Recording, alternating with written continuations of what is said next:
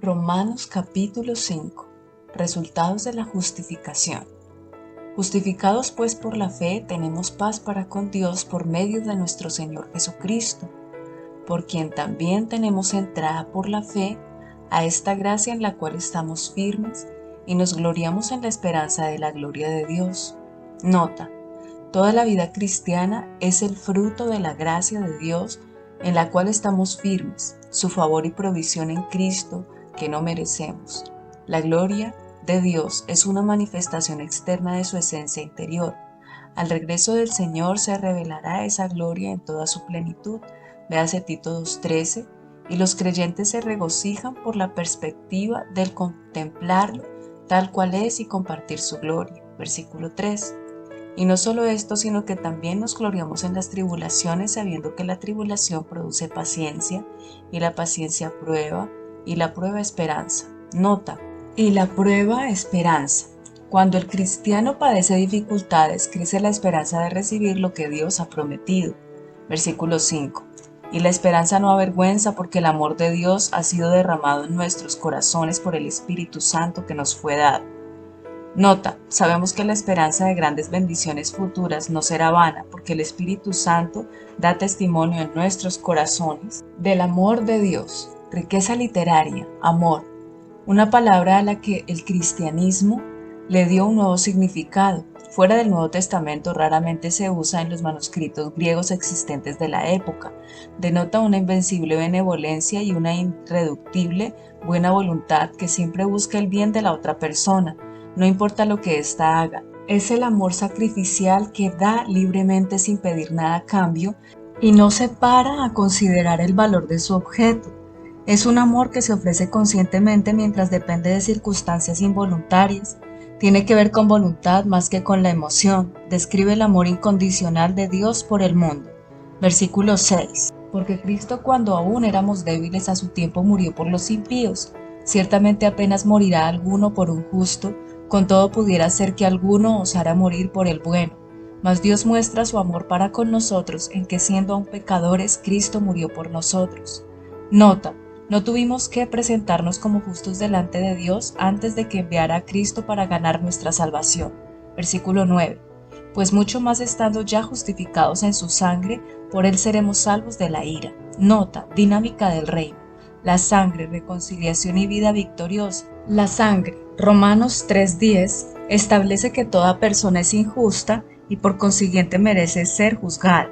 El amor de Dios va más allá de la satisfacción de la justicia y establece un lazo de comunión en la sangre de Cristo Jesús.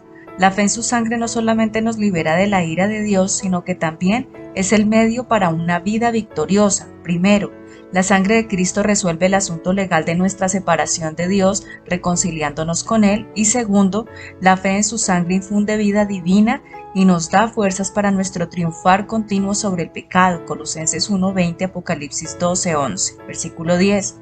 Porque si siendo enemigos fuimos reconciliados con Dios por la muerte de su Hijo, mucho más estando reconciliados seremos salvos por su vida. Y no solo esto, sino que también nos gloriamos en Dios por el Señor nuestro Jesucristo, por quien hemos recibido ahora la reconciliación. Nota: aún en la tribulación no solo confiamos en Dios para recibir futuras bendiciones, sino también nos gloriamos en Dios por el actual compañerismo que con Él disfrutamos a través de Cristo. Adán y Cristo, versículo 12. Por tanto, como el pecado entró en el mundo por un hombre, y por el pecado la muerte, así la muerte pasó a todos los hombres por cuanto todos pecaron. Nota: la expresión como el pecado es la clave para entender los versículos 12 al 21.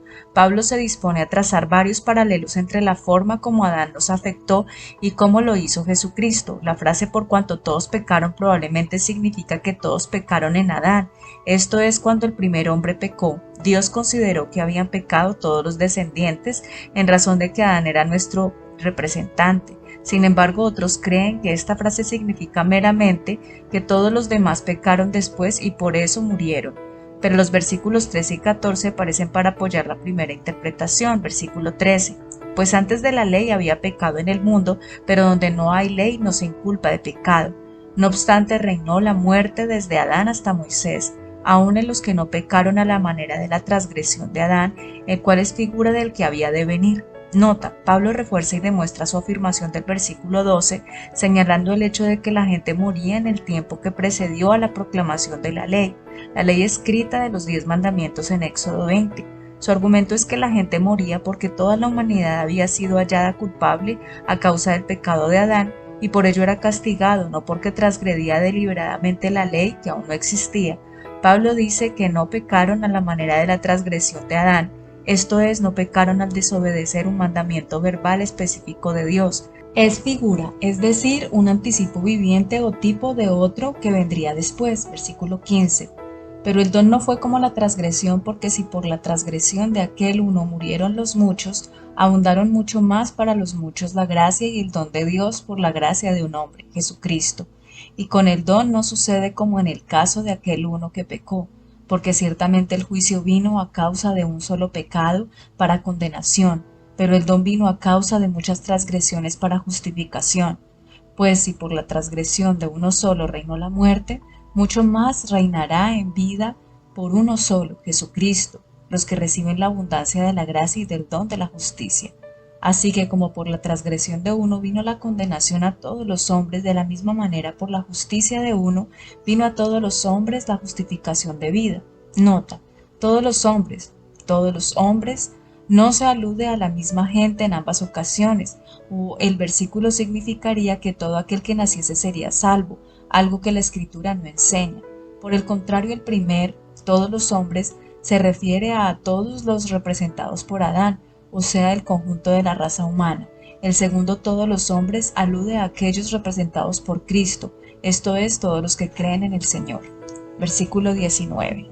Porque así como por la desobediencia de un hombre los muchos fueron constituidos pecadores, así también por la obediencia de uno los muchos serán constituidos justos. Nota, Pablo se refiere a Adán como un tipo o figura de Cristo y traza una analogía entre ambos. Su similitud consiste en que sus actos han afectado a mucha gente, pero sus diferencias son más pronunciadas. Y Pablo ofrece un triple contraste. Primero, la acción de Adán constituyó una transgresión, un extravío voluntario, la de Cristo una opción de gracia. Segundo, el pecado de Adán trajo consigo la condenación y la muerte, mientras que Cristo trajo justificación y vida. Tercero, Adán se caracteriza por la desobediencia y Cristo por la obediencia. Somos parte de la actitud de Adán a través del nacimiento, pero somos de Cristo por la fe. En Adán somos condenados y morimos, mas gracias a la obra redentora de Cristo por la fe podemos ser justificados y vivir. Un resumen del plan de Dios a la luz de figuras representativas de la raza humana. Adán pecó una vez y todos los que Adán representaban fueron encontrados culpables.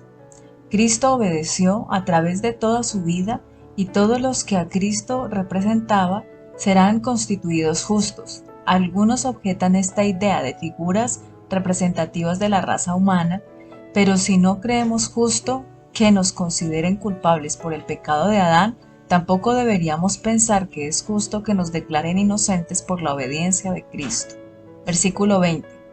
Pero la ley se introdujo para que el pecado abundase, mas cuando el pecado abundó, sobreabundó la gracia, para que así como el pecado reinó para muerte, así también la gracia reine por la justicia para vida eterna mediante Jesucristo, Señor nuestro. Nota final. Uno de los propósitos de la ley era hacer evidente el pecado y de esta forma manifestar mejor la necesidad de la redención. Este pasaje debe ser entendido en el contexto de 3:21 al 5:11, que hace una exposición del Evangelio de la gracia de Dios revelada a través de Jesucristo. También continúa magnificando la gracia de Dios al presentar la dimensión universal de la obra redentora de Cristo. El versículo 18 resume las enseñanzas de Pablo. El acto de un hombre introdujo el pecado en el mundo y la pena de muerte sobre la raza humana. Por otro lado, la obediencia de un hombre contradijo este hecho y puso la justicia y la vida eterna a disposición de la humanidad. Adán representó a toda la humanidad atrapada por el pecado y la muerte. Jesucristo representa una nueva humanidad caracterizada por la justicia y la vida. Recibimos las consecuencias del acto de Adán al nacer y las del sacrificio de Cristo a través de la obediencia y la fe. Véanse 1 Corintios 15:22, 2 Corintios 5:14.